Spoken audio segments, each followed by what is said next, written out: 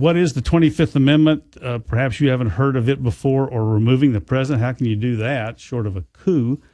Here to tell us more about it is Byron Henry, an attorney and a constitutional expert. Byron, thank you so much for joining us. Now, I'm sure people know what Can they do that? Okay, there you go. Can they? Can they do that, Byron? Can they just pitch him out of office? Well, I mean, there's a way to suspend the president's authority under the Constitution through the 25th Amendment, and that's by a majority vote of the cabinet. There is a way, but we call things like that in this country when unelected officials try to oust elected officials.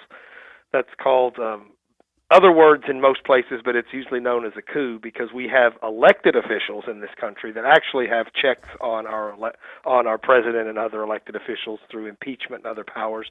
So even though it is in the Constitution, there are other provisions that would allow removing a president from office short of unelected officials getting together and deciding that they don't think the president needs to be president anymore. I know. Who are they? Hold on. My turn. I mean, I know. Well, can they do that? One, that's a good question. And this seems just a little bit sneaky because you mentioned that they're unelected officials trying to think that it's up to them to decide if President Trump is worthy of them. That gets me so mad, Byron. It's in the Constitution from 1770, whatever, though.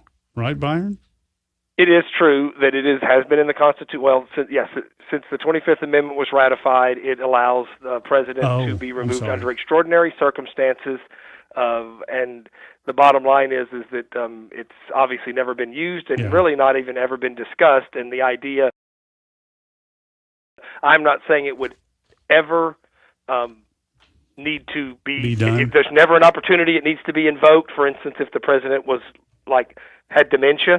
And everyone else knew it, of course, but the person that has dementia, which often happens, of course, those kind of situations might warrant it. But disagreement on policy and firing of an FBI director, firing of anyone that works for President Trump, since the FBI director does work for the president, would be not only not extraordinary circumstances, but rather commonplace circumstance. So that seems to be a little bit of a bridge too far. What troubles me is it's even discussed, that we have unelected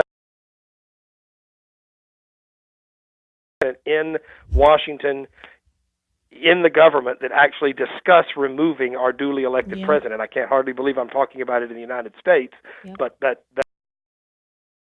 I guess that's where we are. I know there's probably so much that we still don't know, but I see this as here they were trying to just catch him, to get audio or get him slipping or do something that they can then leak to the U.S. and leak to everybody else, and that maybe would start the chain of events to impeachment or something like that. But that just gets me so angry because they're doing it just because they don't like the man. They'd have to, it's... No, I really think I would suggest it's not because they like him. They think he's doing something. No. We're not sure unless Byron knows something we don't. I'm not sure what they thought was worthy enough to even think about the 25th Amendment because you can go do it. Even was it Rosenstein that said he was willing to wear a wire? I mean, come on. Well, do you know something we don't about why McCabe? I mean, he mentioned this in. Rosenstein. I was going to say Rosenstein was reported to have volunteered to wear a wire, but then he said, "No, that's not true. I wasn't going to do it." Yeah, it's a joke. But now McCabe says, "No, it was true."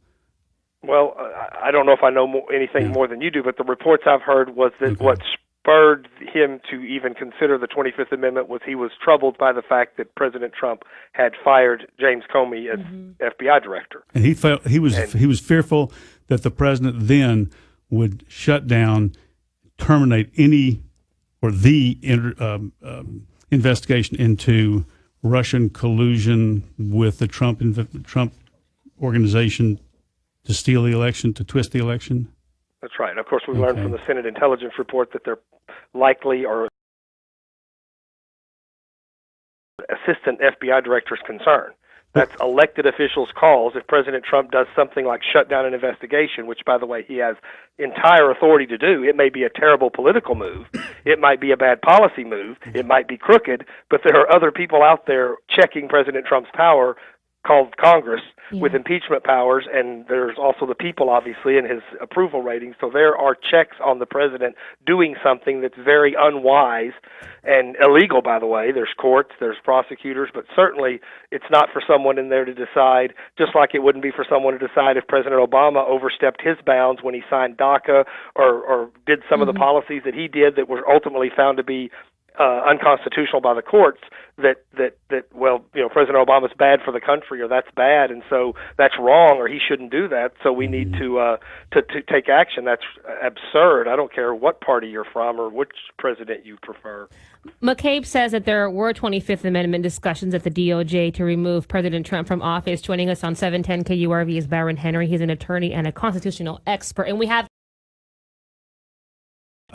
Do you get the? Do you have any insight into why, why they would even contemplate something which was so? That's never been done. Well, it suggests that they know something we don't. That's why I keep coming back to.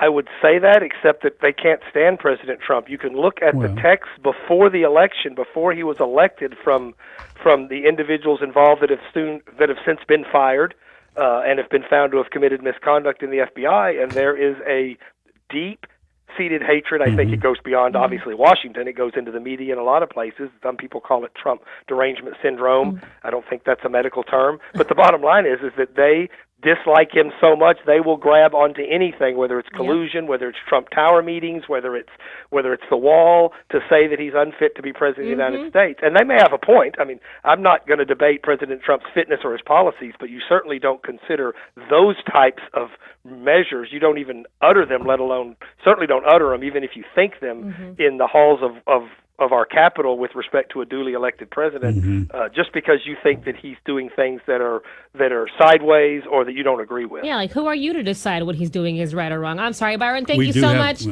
No, but I'm talking about them in the DOJ. Byron, thank you so much for joining us. We appreciate it. That is Byron Henry, an attorney and constitutional expert, our guest on 710 KURV.